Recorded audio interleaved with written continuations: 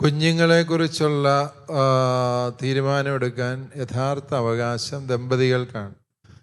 എത്ര കുഞ്ഞുങ്ങൾ വേണം, എപ്പോഴാണ് കുഞ്ഞുങ്ങളെ വേണ്ടത് എന്നുള്ളത്, അതിനെയാണ് രണ്ടാം വത്തിക്കാൻ കൗൺസിൽ ഉത്തരവാദിത്വമുള്ള മാതൃത്വവും പിതൃത്വവും, റെസ്പോൺസിബിൾ പേരൻറ്ഹുഡ് എന്ന് പറയും.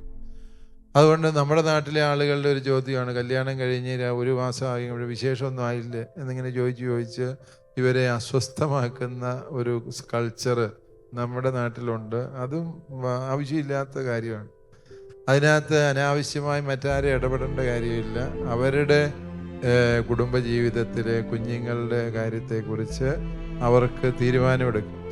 പക്ഷേ ഇവിടെ സഭാ പ്രബോധനം നമ്മൾ ശരിയായ രീതിയിൽ മനസ്സിലാക്കണം. ഒരു കുടുംബ ദമ്പതികൾക്ക് കുഞ്ഞുങ്ങളെ നൽകുന്നത് ദൈവമാണ്.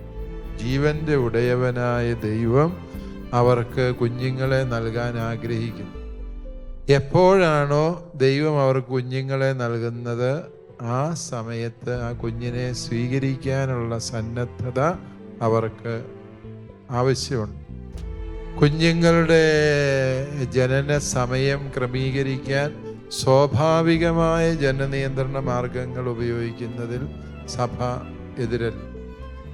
സ്വാഭാവിക ജനനിയന്ത്രണ മാർഗം എന്ന് പറയുമ്പോൾ നിങ്ങൾക്കറിയാം, ഒരു സ്ത്രീക്ക് മാസത്തിലെല്ലാ ദിവസവും ഗർഭം ധരിക്കാൻ പറ്റുന്ന അവസ്ഥയല്ല. അത് മനസ്സിലാക്കിക്കൊണ്ട് ആ സ്ത്രീ ശരീരത്തിൽ ദൈവം ഒരുക്കിയ സൃഷ്ടി നടത്താനുള്ള സമയം, അതിനെ മനസ്സിലാക്കിക്കൊണ്ട് അവർ തങ്ങളുടെ ദാമ്പത്യ ജീവിതത്തെ ക്രമീകരിക്കുന്നതിനെയാണ് സ്വാഭാവിക ജനനിയന്ത്രണ മാർഗം എന്ന് പറയും.